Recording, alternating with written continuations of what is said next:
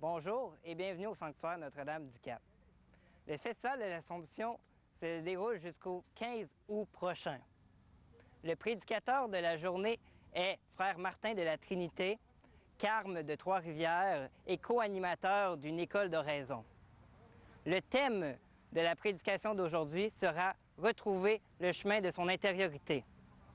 Durant la dernière année et demie de pandémie, nous avons eu à faire nos temps de prière majoritairement à la maison. Que cette situation ait été difficile ou facile, Frère Martin nous fera réaliser que Dieu nous attendait et nous attend toujours.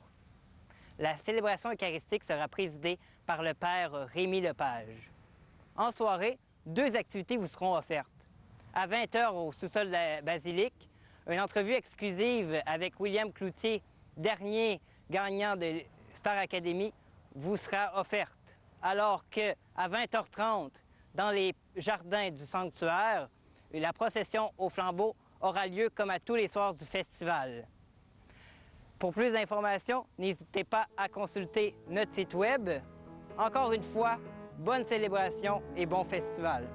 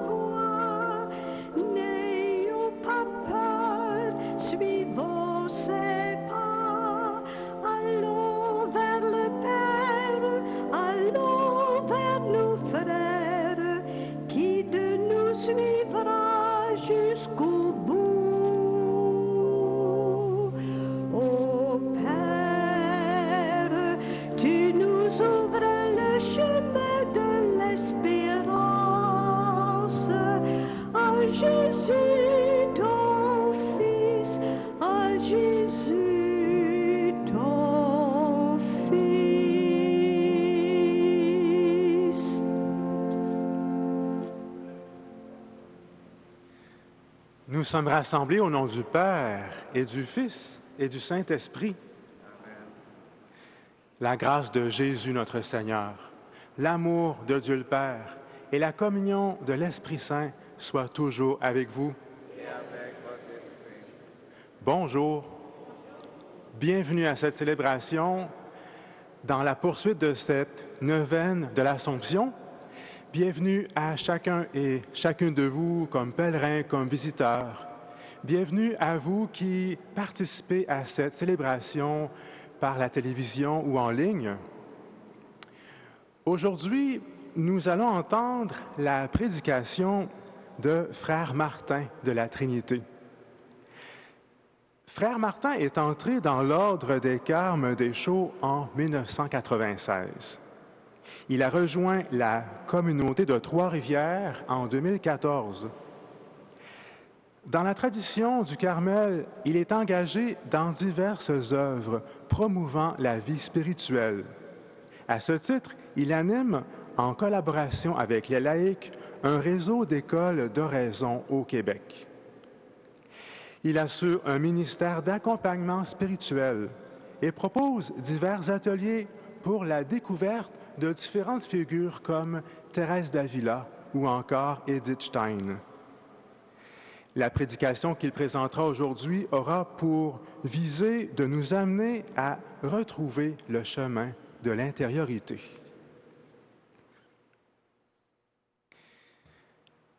En prenant ce chemin de l'intériorité, nous reconnaissons que Dieu nous habite. Il est la source de l'amour en nous. Il nous parle au cœur. Accueillons son pardon.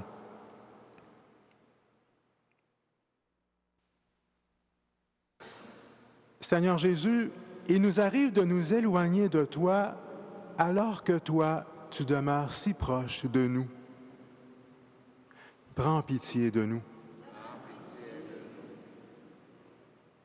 Ô Christ, nous avons soif d'aimer et d'être aimés, et trop souvent, nous oublions la relation tellement riche que nous pouvons vivre avec toi. Prends pitié de nous. Seigneur, nous avons reçu l'Esprit qui prie en nous et qui nous entraîne vers toi. Prends pitié de nous. Que Dieu, dont l'amour est tout-puissant, nous fasse miséricorde, qu'il pardonne nos péchés et qu'il nous conduise à la vie éternelle. Prions le Seigneur.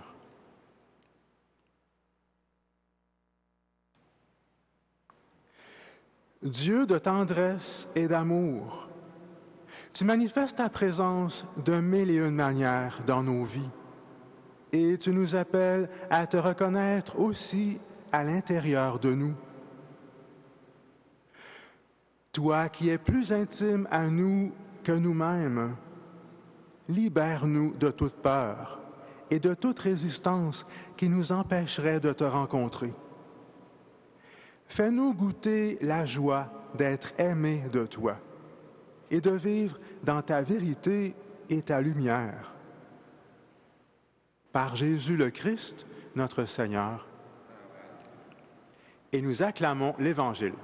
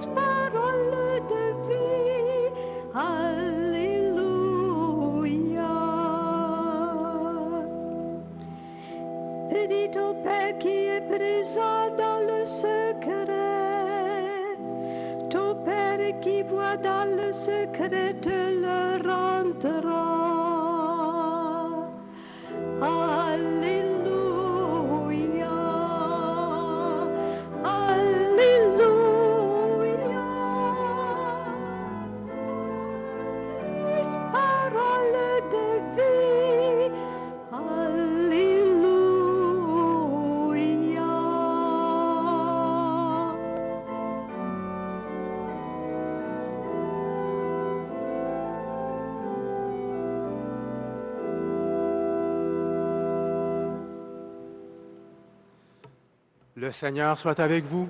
Et avec votre esprit. Évangile de Jésus-Christ selon saint Matthieu.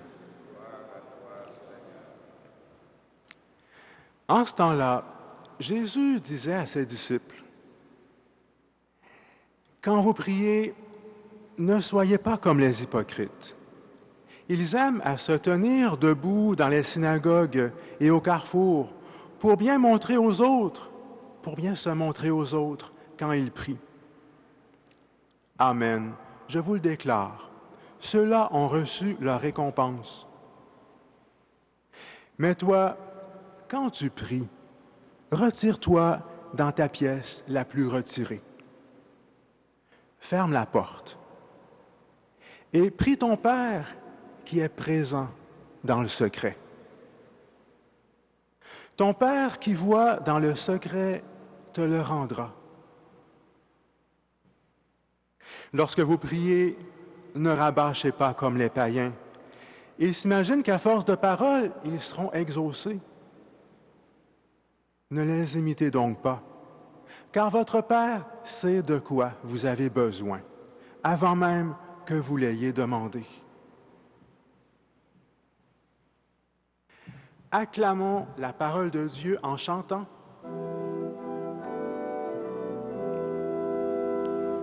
Alléluia, Alléluia, gloire au Christ, parole de vie, Alléluia.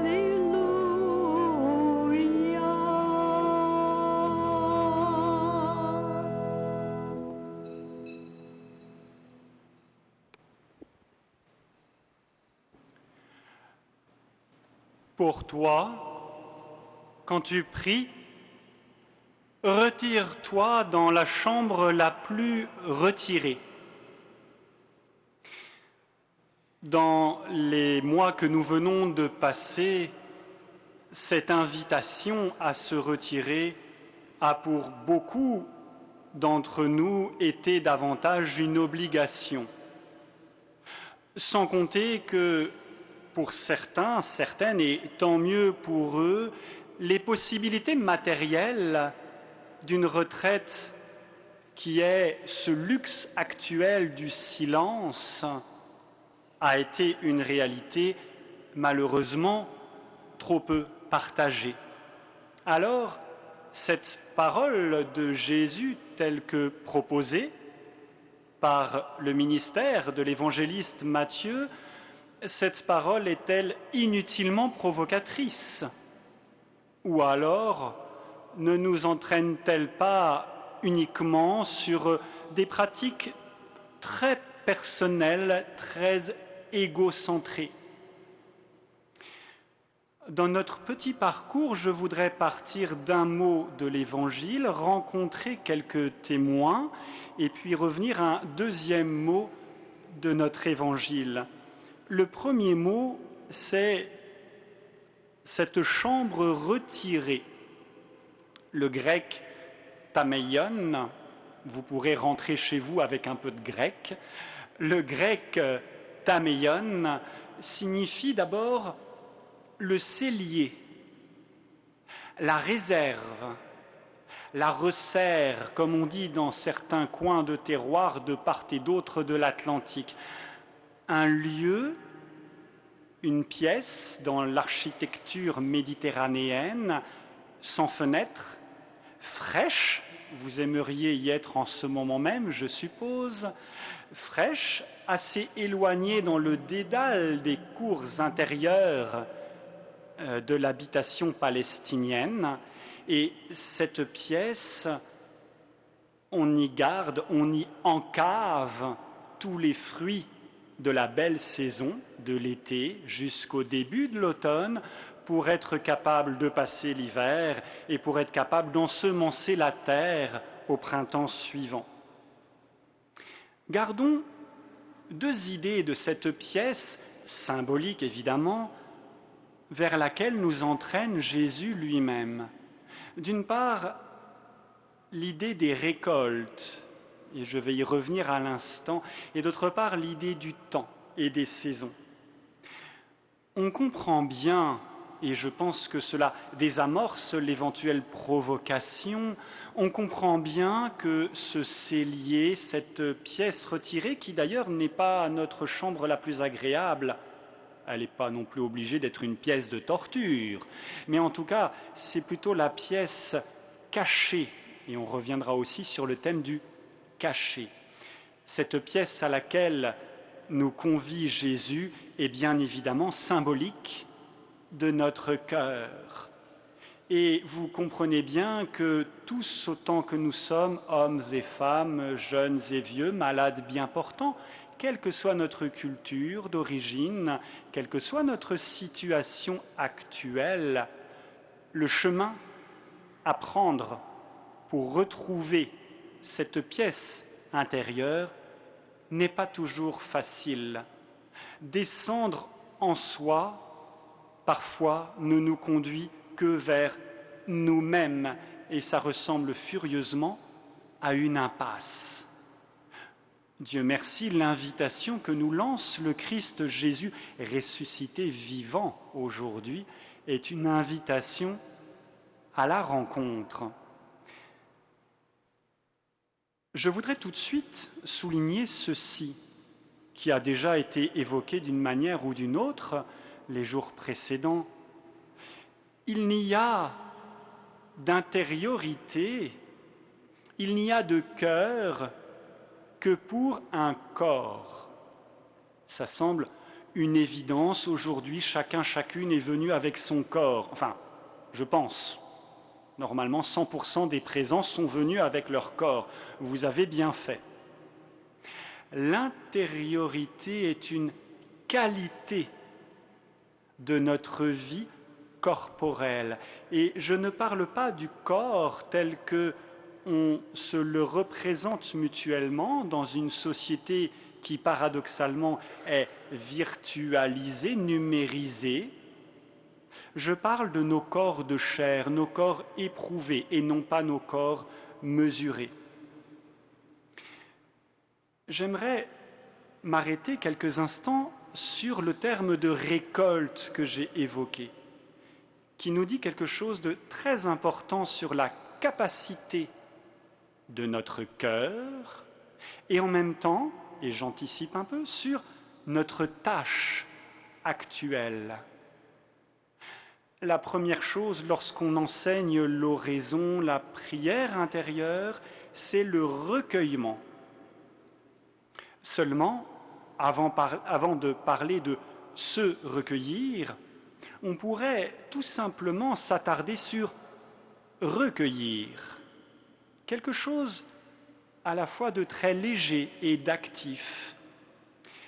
L'une de mes nièces, la dernière fille de mon frère, il en a 6, lourde tâche, ma dernière petite nièce, Marguerite, la petite pâquerette, a une petite déficience génétique, de sorte qu'à l'âge de 6 ans, ses apprentissages sont un peu en retard. Dieu merci à la 5 sœurs qui l'encouragent, ce qui m'ouvre d'ailleurs à cette idée qu'un corps n'est jamais isolé.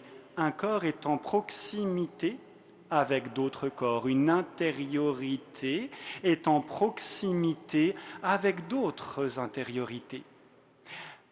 Ma nièce, Marguerite, opère la chose la plus simple du monde.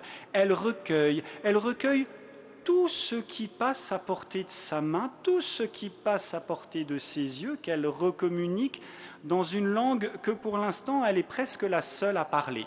Bon, c'est ainsi. Elle recueille, elle rassemble. Tout cœur est capable de cette opération la plus simple, recueillir précieusement, recueillir les joies comme les peines, les expressions de bonheur comme les signes perceptibles d'une souffrance. Vous imaginez bien, je ne voudrais pas faire trop d'actualité, que nous ne sommes pas du tout à recueillir de manière comptable des voix pour une éventuelle élection qui s'en viendrait. Ça n'est pas l'objectif de l'Esprit Saint, il n'a pas besoin de nous pour ça. Non, il s'agit de recueillir ce qui nous entoure, ce qui nous apparaît, ce que nous éprouvons dans notre cœur de chair. Car si Dieu lui-même a pris soin d'ôter nos cœurs de pierre pour mettre au plus profond de nous un cœur de chair, c'est pour que ce cœur de chair accomplisse la fonction la plus vitale qui soit, recevoir la vie et la donner. Il y a un certain nombre de verbes qui sont harmoniques à ce terme de recueillir. Il y a par exemple mûrir. Et oui, j'ai à la main une prothèse numérique qui est supposée enregistrer plein de choses, y compris mes empreintes digitales. Voyez-vous cela? Mais dans le fond, ça n'est qu'un instrument de mesure. Ça mesure, ça n'éprouve, ça ne ressent rien. Et ça, surtout le point le plus important, ça ne me donne aucun accès au temps. Ça ne me donne que de l'instant. Or, notre cœur, comme ce fameux cellier où mûrissent les fruits qui ont été amassés, recueillis, comme dans notre cellier, notre cœur mûrit, synthétise le temps. Les visages de ceux et celles qui me sont chers, non seulement les visages, mais leurs personnes mêmes, sont éminemment vivantes dans mon cœur, pas sur mon écran. Mûrir, deux autres verbes qui, pour le coup, nous éloignent du cellier, et oui, aucune image n'est parfaite, mais qui nous rapproche plus encore de la réalité de notre cœur, incarner, je l'ai déjà un peu évoqué, et habiter. Le cœur, et seul le cœur, permet vraiment d'habiter ici et maintenant dans un temps qui soit aussi une histoire. Dans son deuxième roman, le deuxième roman de sa trilogie, Marilynne Robinson, un beau roman intitulé « Chez nous », fait dire à Glory, l'une des filles de la famille, qui se trouve bien obligée de revenir vivre à la maison paternelle, elle a presque 40 ans, Marilynne Robinson fait dire en pensée ceci à Glory, ou plutôt la fait méditer. Avait-elle choisi d'être là, dans cette maison, à Gilead? Non, certainement pas.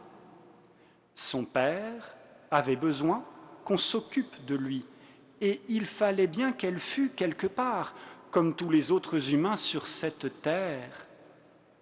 Comme c'était humiliant d'être quelque part parce que vous n'aviez nulle part ailleurs où être.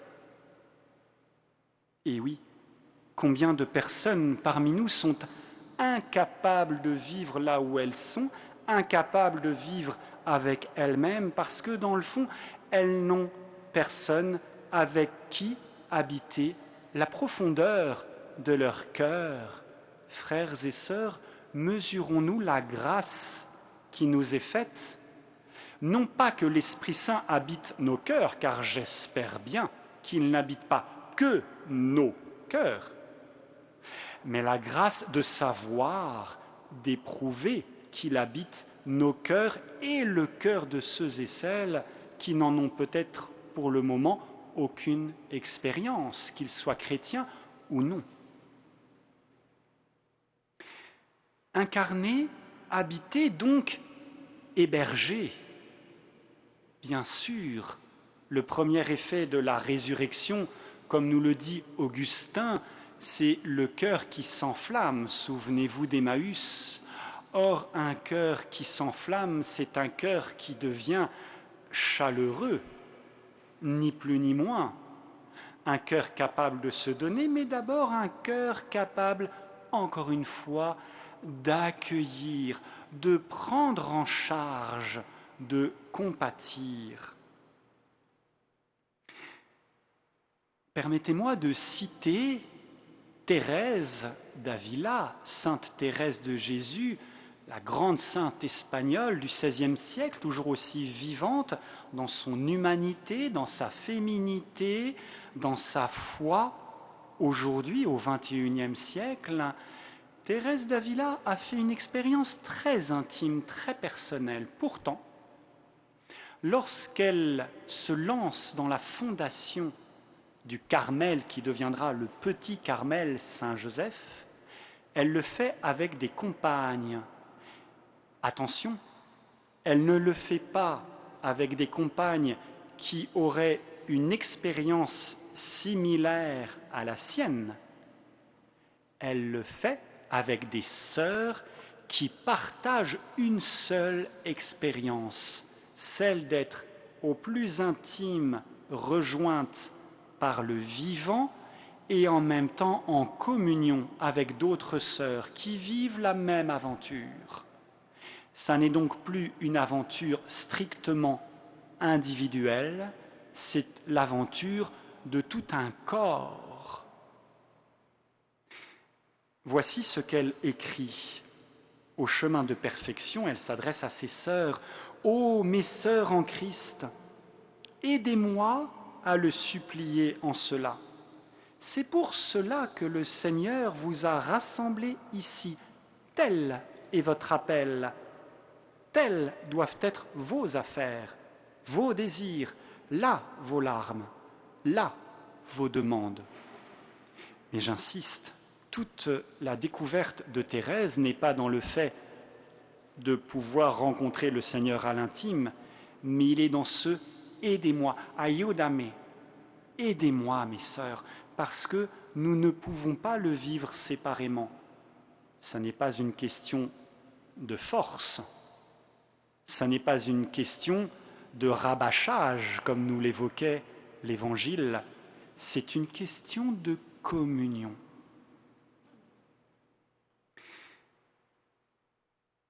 Si vous revenez ce soir, je vous parlerai du Père, mais nous allons avancer un tout petit peu.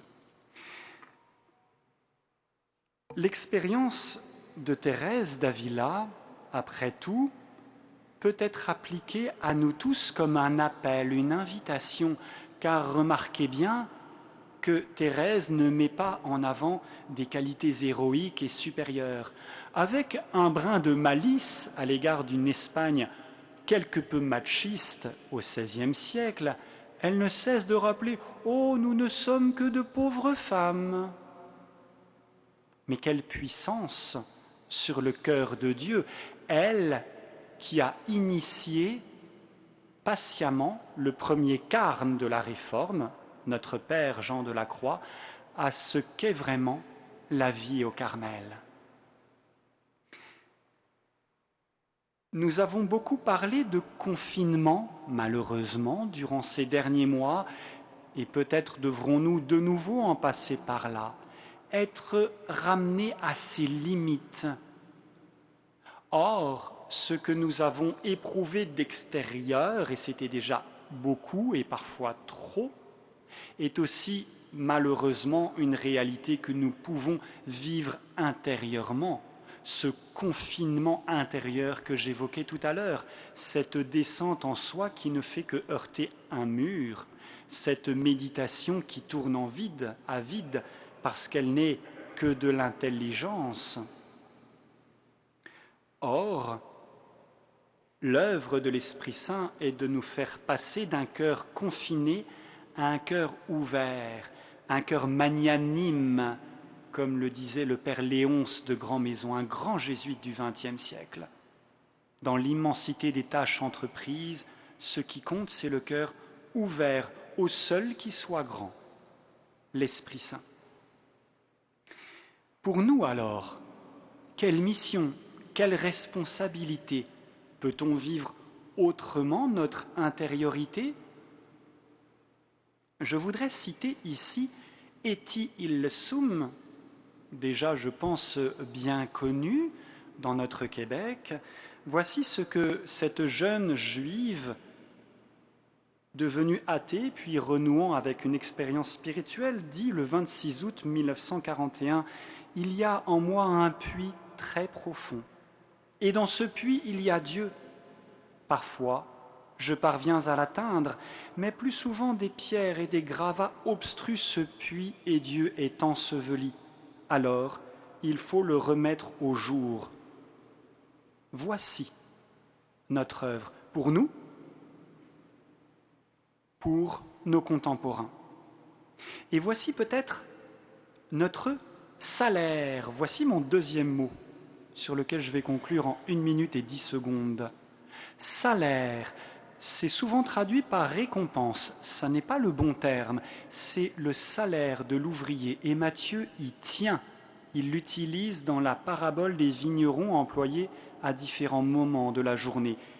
Et ce salaire est juste, non pas selon une grille tarifaire, salariale, ce qui est important, mais juste selon le cœur de Dieu, parce qu'il s'agit d'une participation à l'œuvre de Dieu et à la joie de Dieu dans ce qu'il opère dans nos cœurs.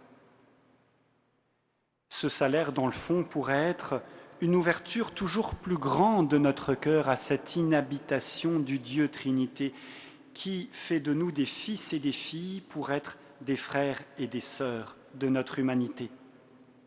Et je conclus alors avec ce très beau proverbe, vous le retrouverez à Proverbe 4, 23. « Garde ton cœur en toute vigilance, car de lui dépendent les limites de la vie. Vie reçue, vie donnée, du plus profond pour une fécondité que nous ne saurions mesurer. »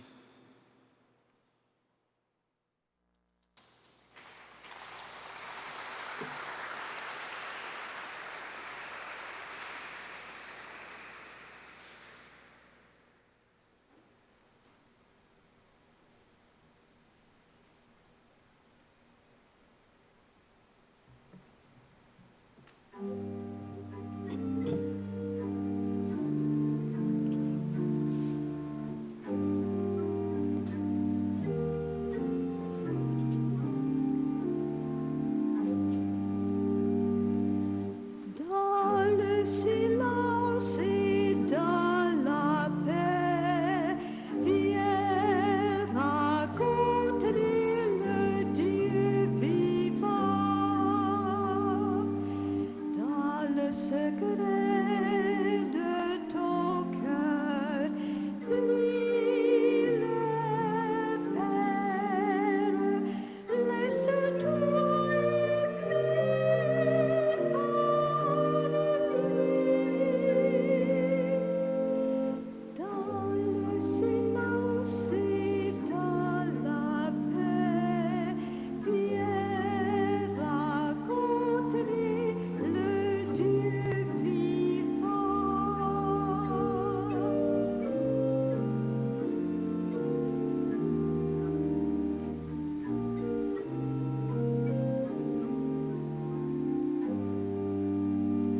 Dans le secret de ton cœur, cherche le Christ.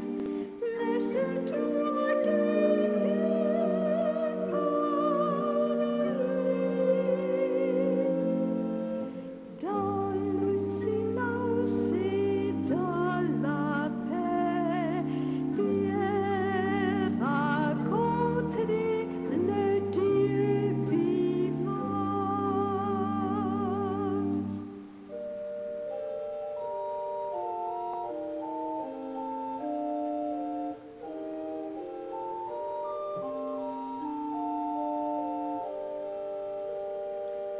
Dans le secret de ton cœur, brûle l'esprit, laisse-toi saisir par lui. Dans le silence et dans la paix, viens rencontrer le Dieu vivant.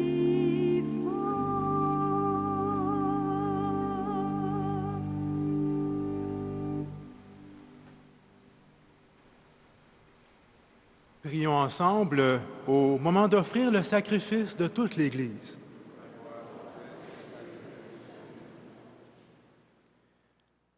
Dans ta bonté, Seigneur, sanctifie ces dons. Accepte le sacrifice spirituel de cette Eucharistie et fais de nous-mêmes une éternelle offrande à ta gloire. Par Jésus le Christ, notre Seigneur.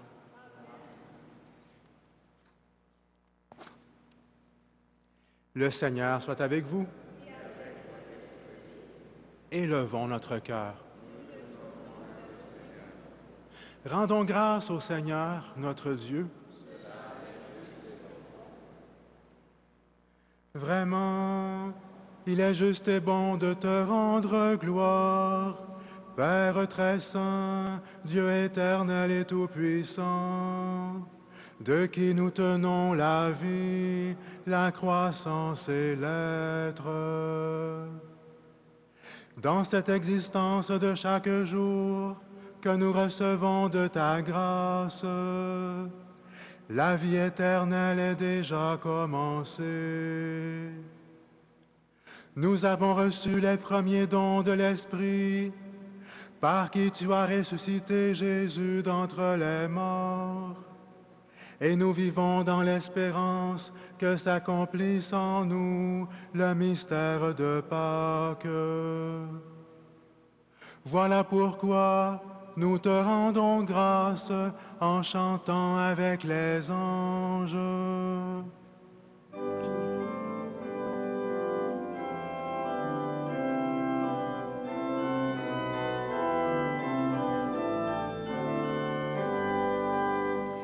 Dieu saint, Dieu fort, Dieu immortel, béni soit ton nom.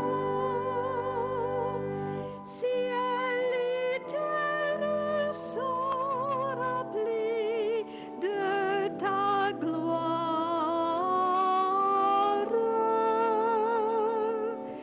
Dieu saint, Dieu fort, Dieu immortel, béni soit ton nom. Béni soit celui qui vient au nom du Seigneur. Dieu saint, Dieu fort, Dieu immortel, béni soit ton nom.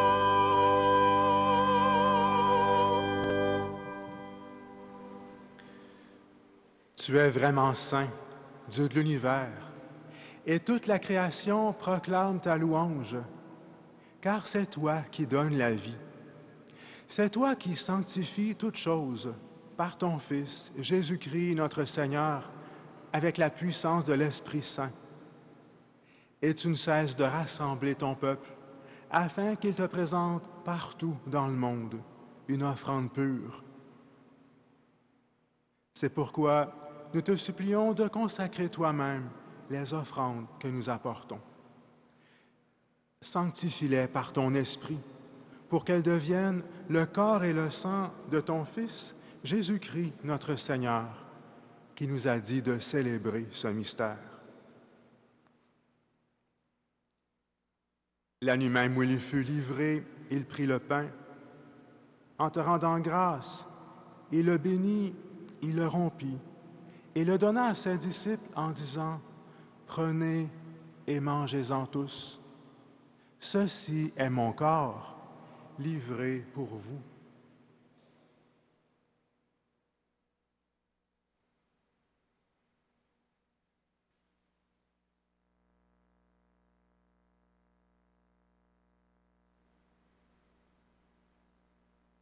De même, à la fin du repas, il prit la coupe.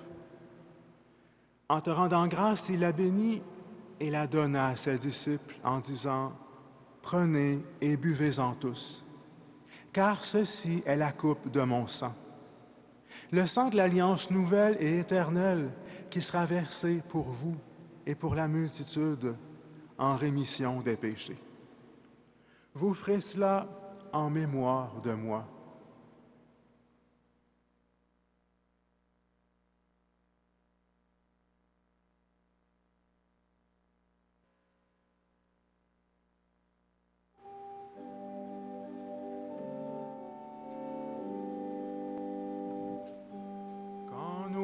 mangeons ce pain et buvons à cette coupe, nous célébrons le mystère de la foi.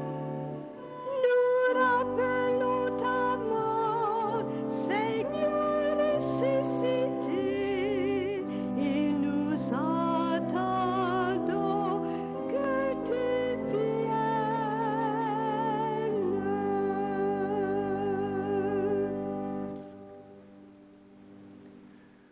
En faisant mémoire de ton Fils, de sa passion qui nous sauve, de sa glorieuse résurrection et de son ascension dans le ciel, alors que nous attendons son dernier avènement, nous présentons cette offrande vivante et sainte pour te rendre grâce.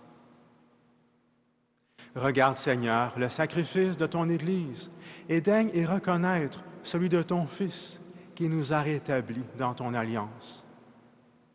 Quand nous serons nourris de son corps et de son sang et remplis de l'Esprit Saint, accorde-nous d'être un seul corps et un seul esprit dans le Christ. Que l'Esprit Saint fasse de nous une éternelle offrande à ta gloire, pour que nous obtenions un jour les biens du monde à venir. Auprès de la Vierge Marie, la bienheureuse Mère de Dieu, avec Saint Joseph, son époux, avec les apôtres, les martyrs, Saint Eugène de Masnode, le bienheureux Père Frédéric et tous les saintes et les saints qui ne cessent d'intercéder pour nous. Et maintenant, nous te supplions, Seigneur, par le sacrifice qui nous réconcilie avec toi, étends au monde entier le salut et la paix. Affermis la foi et la charité de ton Église au long de son chemin sur la terre. Veille sur ton serviteur, le pape François, notre administrateur diocésain, Pierre-Olivier, l'ensemble des évêques, les prêtres, les diacres et tout le peuple des rachetés. Écoute les prières de ta famille assemblée devant toi et ramène à toi, Père très aimant, tous tes enfants dispersés.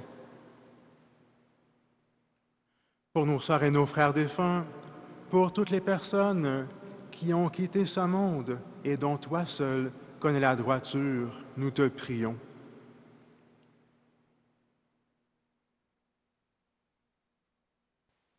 Reçois-les dans ton royaume, où nous espérons être comblés de ta gloire, tous ensemble et pour l'éternité, par le Christ notre Seigneur, par qui tu donnes au monde toute grâce et tout bien.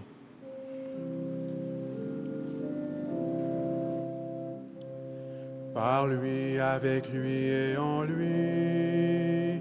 Amen. À toi, Dieu le Père Tout-Puissant, dans l'unité du Saint-Esprit. Amen.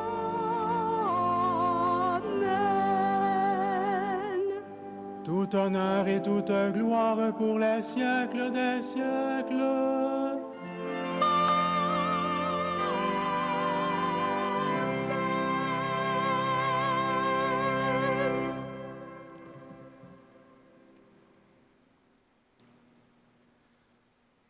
Avec cette assurance que le Père connaît nos besoins, avec cette foi aussi qui nous amène à réaliser qu'il aime que nous lui demandions, nous pouvons ouvrir les mains et dire ensemble, « Notre Père, qui es aux cieux, que ton nom soit sanctifié, que ton règne vienne, que ta volonté soit faite sur la terre comme au ciel.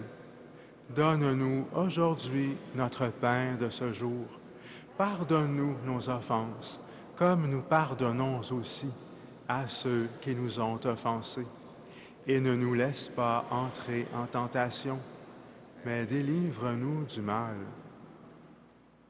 Délivre-nous de tout mal, Seigneur, et donne la paix à notre temps. Par ta miséricorde, libère-nous du péché. Rassure-nous devant les épreuves, en cette vie où nous espérons le bonheur que tu promets et l'avènement de Jésus-Christ, notre Sauveur.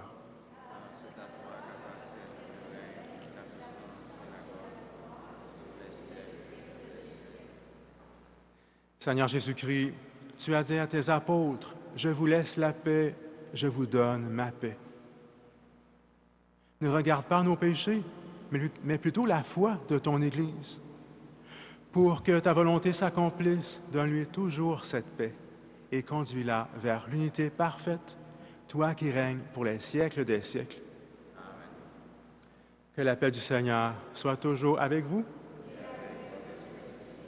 Et en demeurant à notre place, en nous tournant vers nos voisins, offre-leur un signe de la paix du Christ.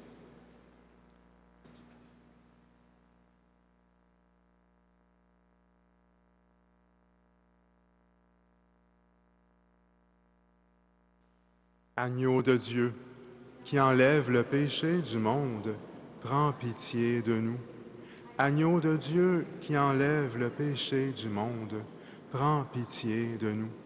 Agneau de Dieu, qui enlève le péché du monde, donne-nous la paix.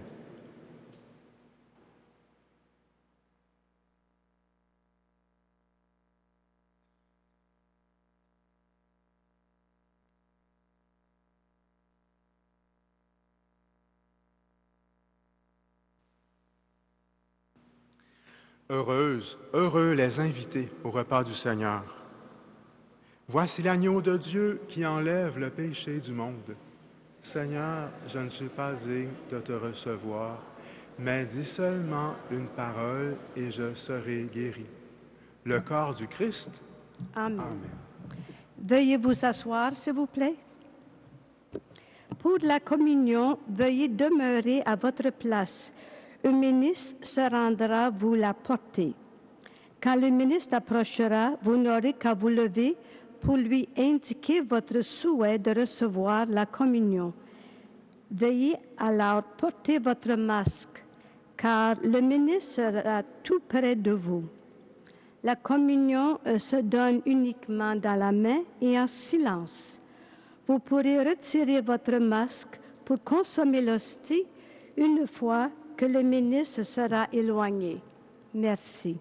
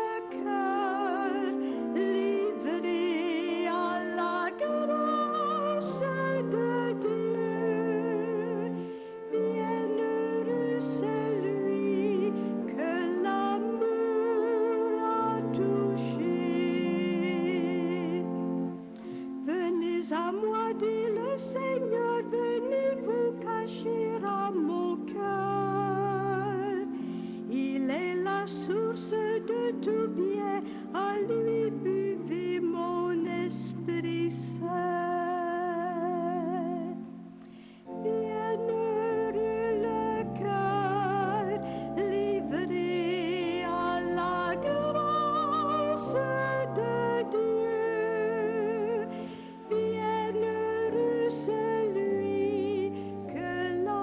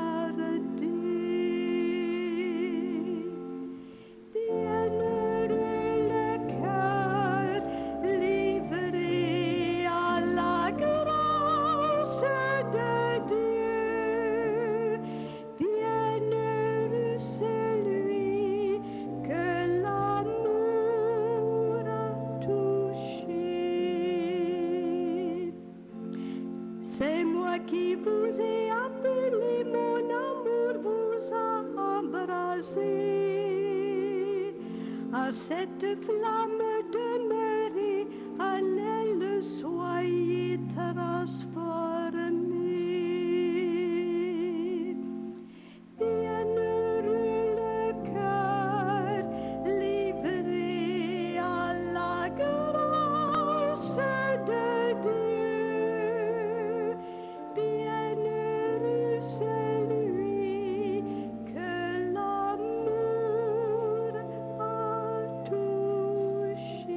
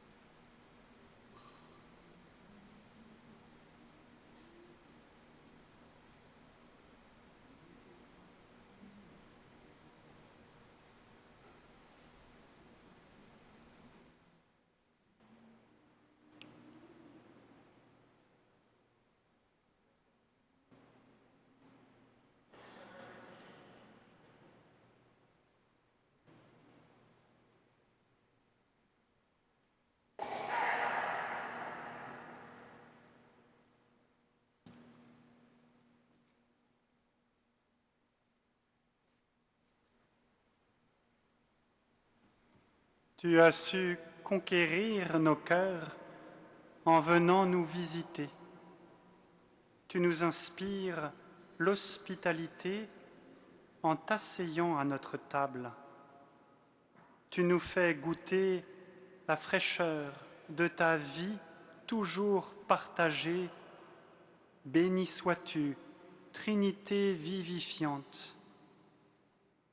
Que nos existences pacifiées, renouvelées de l'intérieur, soient ouvertes à la communion avec tous nos frères et sœurs en humanité. Qu'elles soient ainsi à ton image et ta ressemblance, fécondes dans le secret des jours comme dans la splendeur de la fête.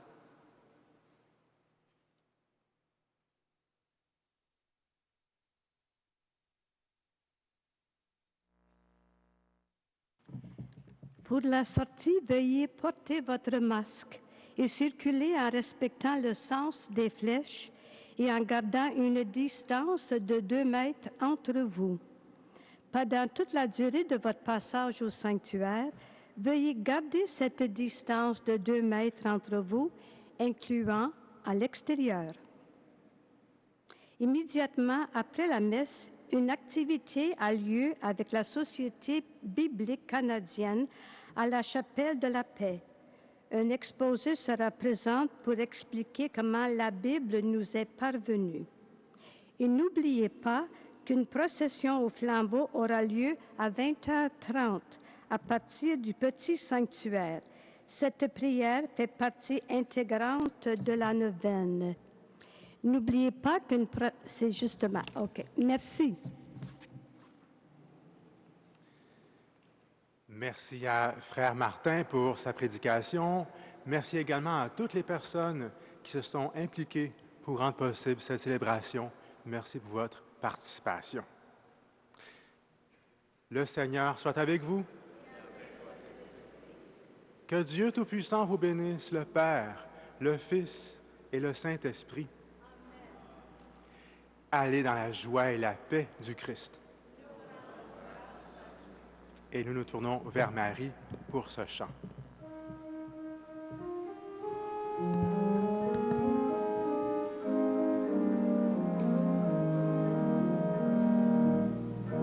Sainte Mère du Seigneur,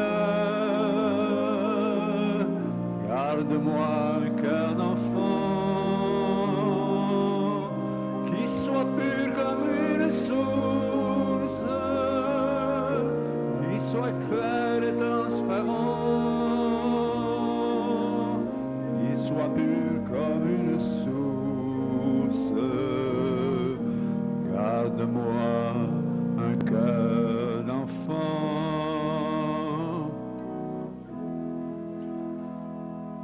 Garde-moi un cœur tout simple, magnifique à se donner,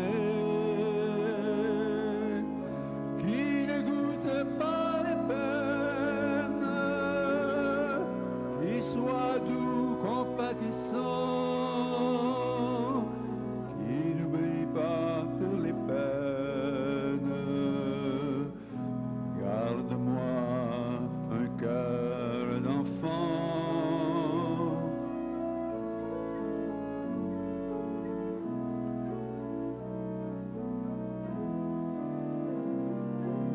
Donne-moi un cœur fidèle,